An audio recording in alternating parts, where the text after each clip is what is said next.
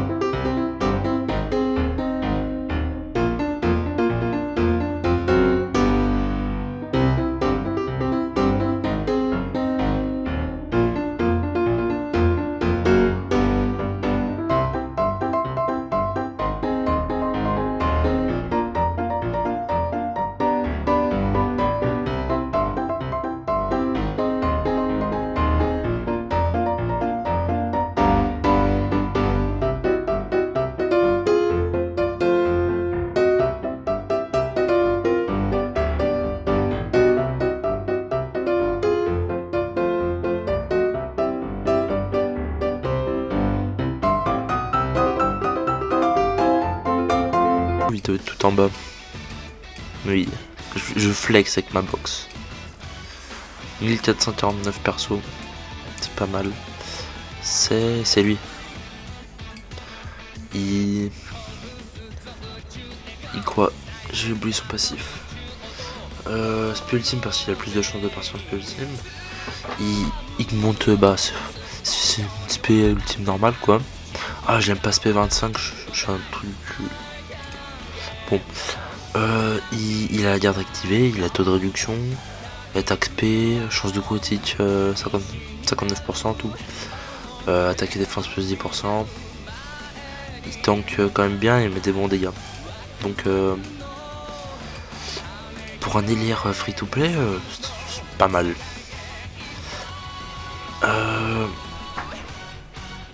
Après pour les teams, du coup, pour les teams, ça peut être simple si on suit bien.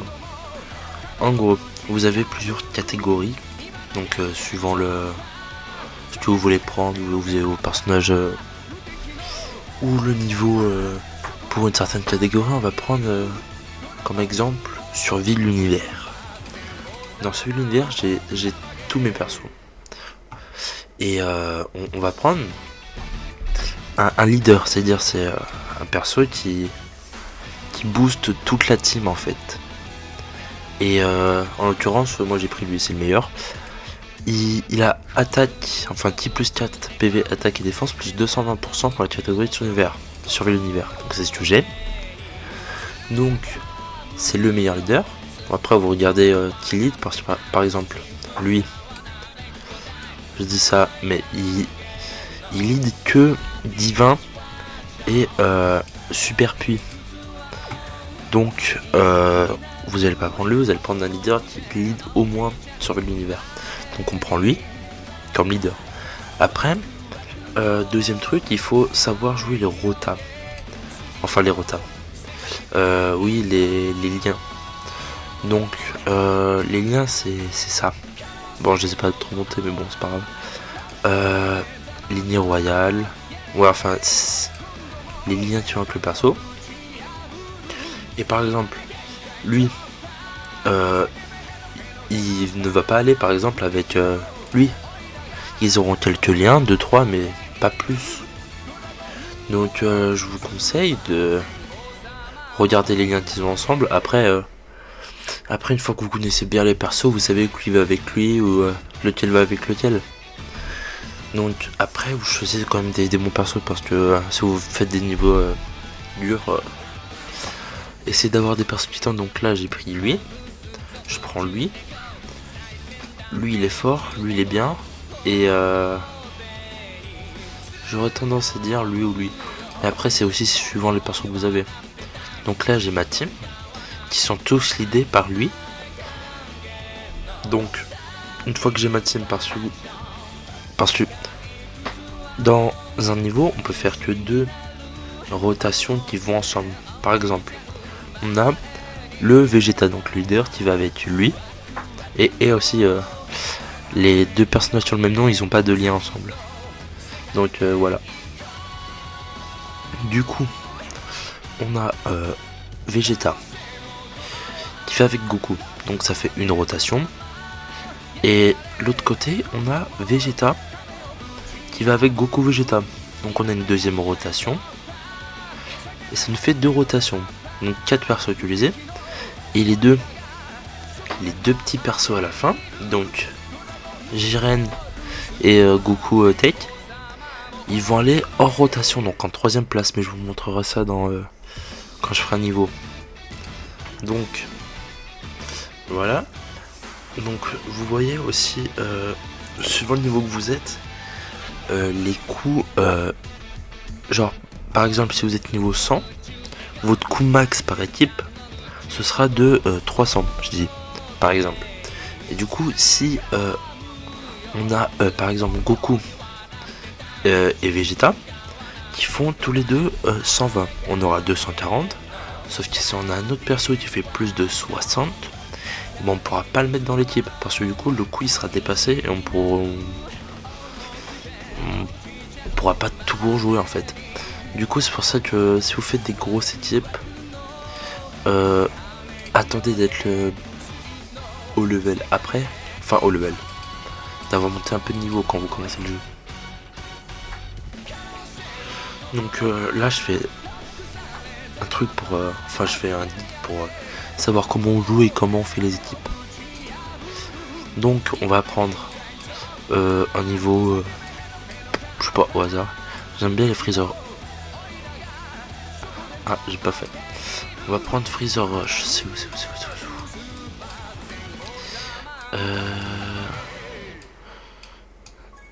ou Vegeta Rush. Mais je préfère Freezer parce que il va tanker plus et on va pouvoir un peu mieux montrer. Donc là, bon, vous avez Freezer.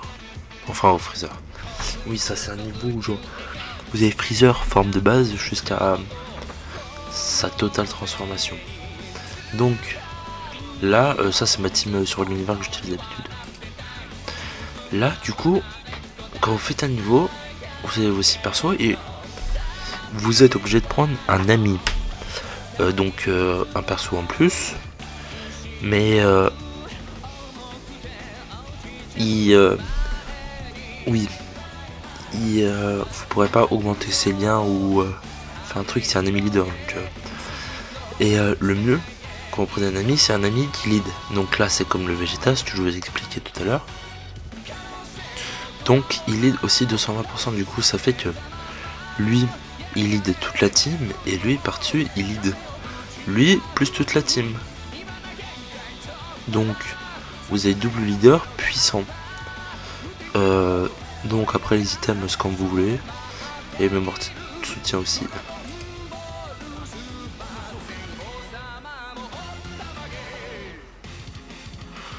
Donc là aussi j'ai les petits modes auto. Donc quand on fait on commence de toute façon vous avez dû voir sur le... Attends, juste on enlève le combat auto. Vous avez dû voir sur le didacticiel, vous avez les prochains persos du coup qu'il y aura dans la prochaine rotation. Plus la barre de vie, les objets du coup que je peux prendre. Et le Dokkan mode c'est quand tu pars, une fois que tu as rempli la barre, ça te fait une attaque super boostée en gros.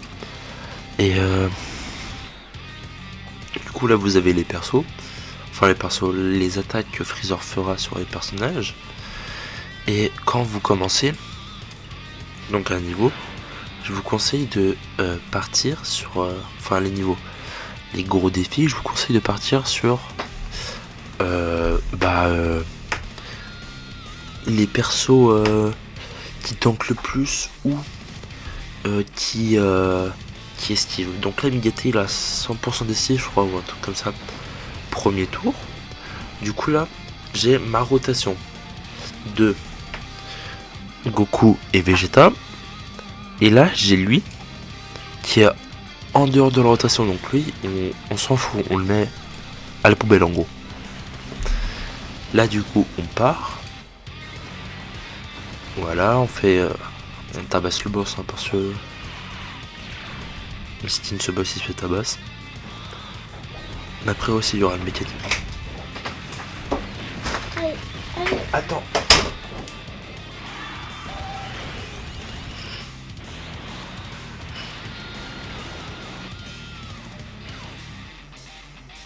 Ouais du coup d'ailleurs il est magnifique le Vegeta en vrai, mais il est sous-estimé je trouve. Ouais, il met des patates, hein, c'est comme d'hab.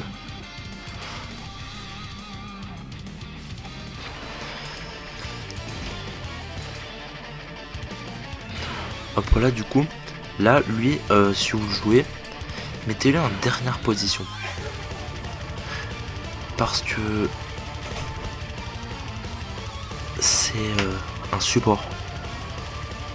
Donc il va booster les autres persos. Il est fort, hein. Il met des dégâts et tout, mais évitez de le faire partir en premier. Surtout en dernière position, il tank. Donc là, on fait ma deuxième rotation. Donc lui et lui. Qu'on garde. Hop, donc là, je pète le boss. Une rotation, c'est toujours par deux. Enfin, la rotation en entière. Il y a 3 personnes, mais comme vous dites, ma rota c'est lui et lui. C'est l'ensemble, enfin c'est l'ensemble. C'est le duo de 2 persos. Donc là, ouais, après vous faites comme vous voulez, soit vous prenez le leader, soit vous prenez ça. Voilà, et du coup, après c'est à l'infini, enfin c'est à l'infini. Il y aura toujours le même cycle, c'est que du coup j'aurai mes 2 rotas là. Lui qui part.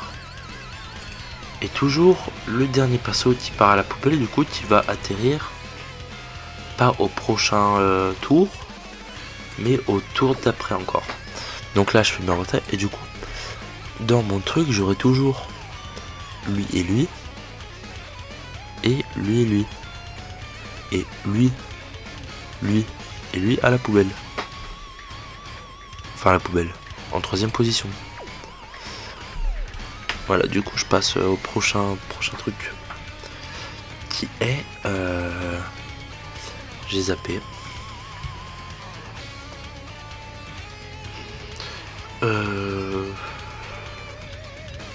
Si on va faire les éveils parce que Mistin c'est un peu dur à comprendre ça aussi, comment on monte les persos et tout.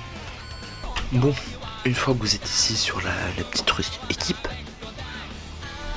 vous avez plein de trucs. Potentiel et inversion Shenron. Enfin, il me semble que potentiel, inversion Shenron, on les a pas tout de suite. Mais enfin, on les a level 50 ou 70, je sais plus. Lui, c'est 50, après les autres, je sais plus. Donc, on commence par le base renforcé. Donc, moi, par exemple, on va prendre un petit perso à la con que j'ai pas monté. On va prendre Frost. Donc là j'ai ça, j'ai ces niveaux et tout. Et vous pouvez mettre des lieux d'entraînement, normalement ça c'est une didacticiel. Après vous faites ça, donc ça monte son niveau. Et après du coup on peut l'éveiller. Donc c'est comme si on upgradait un perso en gros. Donc là il est en UR, donc il est éveillé. Donc le premier stade de l'éveil, l'éveil Z comme on voit. Et une fois qu'il est en UR, on peut libérer le potentiel.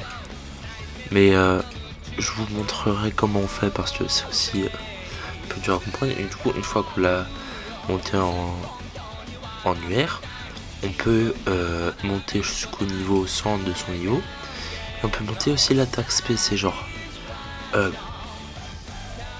niveau 1.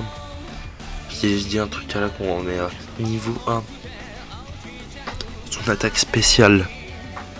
Donc sur les Goku, c'est des Kamehameha et tout. Enfin, c'est les attaques, quoi, les attaques ultimes et les attaques spéciales. À fond, par exemple, 1 million. Et bah, si on monte sa spé, donc avec soit les mêmes persos, soit les Kaioshin et trucs comme ça, elle va monter. Et du coup, genre, au lieu de faire 1 million, il fera 1 million 8. Voilà. Ça monte son ses dégâts en fait de taxe P. Donc voilà. Voilà. Et il y a des zones d'entraînement. Donc les trucs d'entraînement qui sont plus forts que d'autres. Qui sont mieux. Là j'étais sur lui, mais on va prendre Totepo, ouais. Il est bien. Donc on prend ça. Avant elles étaient pas comme. Attends. Elles étaient clairement comme ça, les branches de potentiel avant. Ouais, bon, ça c'est pas un détail, mais du coup, les branches de potentiel, une fois qu'on est là, on met tout libéré. Du coup, ça utilise des sphères du ki. Comme ça, comme ça, comme ça. Là, j'ai pas. Là, c'est des sphères de ki spéciales à lui, il faut faire son niveau et tout. J'ai la flemme pour l'instant. Donc, une fois qu'on a les sphères de ki, on va pouvoir libérer. Attends, on va prendre une perso, ça va être mieux. On va prendre lui. On va pouvoir libérer son potentiel. Donc une fois qu'on l'a libéré, on met tout libéré et on met OK. Regardez, ça utilise des sphères de potentiel. Et du coup ça monte ses dégâts, ses PV, ses attaques, ça monte tout. Et du coup là, vous pouvez monter jusqu'à 100%. Mais au départ, si vous avez qu'une seule fois le perso, vous pouvez monter qu'à 55%. Après, si vous avez un doublon du personnage, donc une deuxième fois le perso, vous allez dans potentiel. On va faire avec lui. Vous allez dans potentiel. Où vous cliquez sur la boule bleue qui clignote que vous voulez. Mais je vous conseille de libérer celle-là d'abord parce que c'est celle qui est la plus rentable. Après celle-là. Et après, je dirais celle-là et celle-là. Bon, vous sélectionnez. Moi, je prends mon deuxième Vegeta. Du coup, que j'ai eu en doublon. Ça débloque. Et après, quand je mets tout libéré, je peux débloquer le truc ici. Et il y a des trucs spéciaux quand on débloque des nouvelles branches. C'est de monter le niveau de ça du coup. Ça peut augmenter par exemple ça c'est les attaques en chaîne, c'est les attaques supplémentaires. Si j'ai par exemple plus 9 ou plus 3 là par exemple, j'ai niveau 3, j'ai un petit peu plus de chances de faire une attaque supplémentaire que 0 en fait. Et ça c'est pour les coups critiques, ça c'est pour j'ai zappé. Ça c'est l'attaque, ça c'est la défense, ça la défense boost, ça c'est la défense, ça c'est le soin.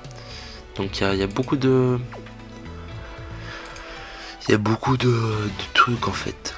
Et par contre, quand par exemple moi je prends un LR lui par exemple,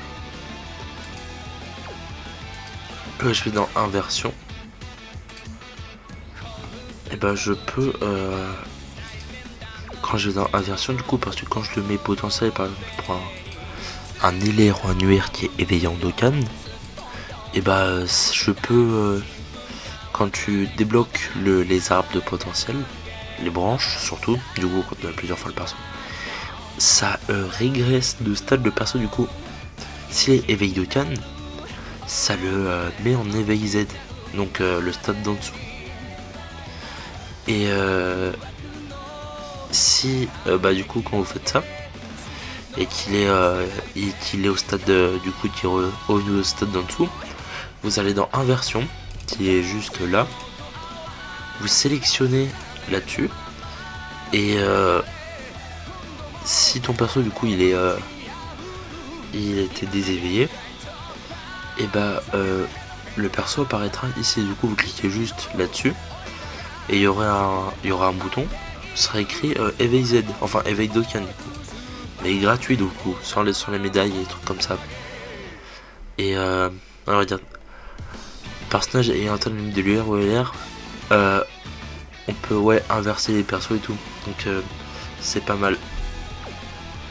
Du coup après on a les idées perso, on a les objets qu'on a en tout, les trucs pour les équipes, les trucs pour vendre les persos et les trucs à la con. Là ça nous montre les persos qui ont un éveil de Cannes, enfin tous les persos du jeu.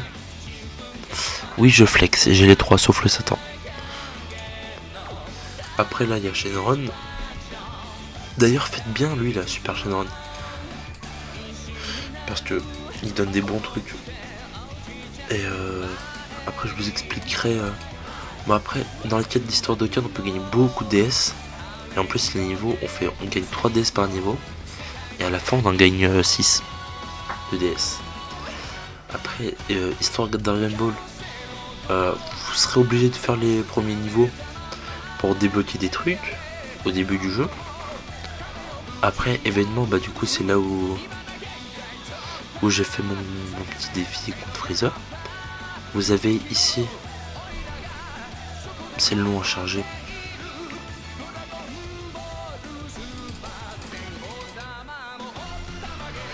Vous avez ici du coup les Battle Z pour les Battle Z pardon. Pour en gros si le personnage quand il est vieux et que par exemple il est trop nul, enfin il est trop nul, en gros c'est un nouveau éveil du personnage quand il est trop vieux, c'est le jeu qui sort, qui les sort. Mais par exemple eux c'était le personnage des millions de, il y a 3 ans ou 4, je sais plus, mais du coup c'était les millions d'il y a 3 ou 4 ans. Et ils l'ont sorti maintenant. Bon, c'était un peu un perso oublié, mais c'est bien du coup parce que du coup ça les remet en valeur. Et du coup c'est même les plus anciens persos peuvent être joués en fait. Par contre les récents Battle Z, ils sont chauds. Donc je vous conseille si vous faites les Battle Z, d'abord vous commencez par ceux de la fin et après par ça. Et on gagne sur les Battle Z pour éveiller les ZLR. On gagne 3 DS par niveau et il y a 10 niveaux. Mais vous pouvez continuer au-dessus jusqu'à 999. Mais les médailles et les DS s'arrêtent à 10. Voilà. Et du coup on gagne 30 DS là-dessus. Et 30 DS c'est aussi sur les autres. Et quand c'est en violet, c'est dire qu'il a un super ZTUR ou ZLR quand c'est un LR. Et en gros c'est un nouveau éveil après l'éveil en plus du perso comme ça. Et du coup ça commence à faire beaucoup d'éveils, surtout quand c'est un LR, parce que du coup ça fait un éveil Dokkan, ça fait un deuxième éveil Dokkan, ça fait un ZLR et ça fait par-dessus un autre ZLR. C'est un bordel. Après on a les préparations, on a les niveaux comme ça pour former les liens, les aptitudes, les sphères, des persos et tout. Et on a les histoires pour les quêtes. Voilà. Bon, je vous ai dit un peu la globalité pour commencer le jeu. Après, je vous ferai d'autres tutos, du coup. Pour terminer, parce qu'il y a quand même pas mal de trucs à voir là-dessus. Voilà. Bon, je vous dis à plus. Ciao.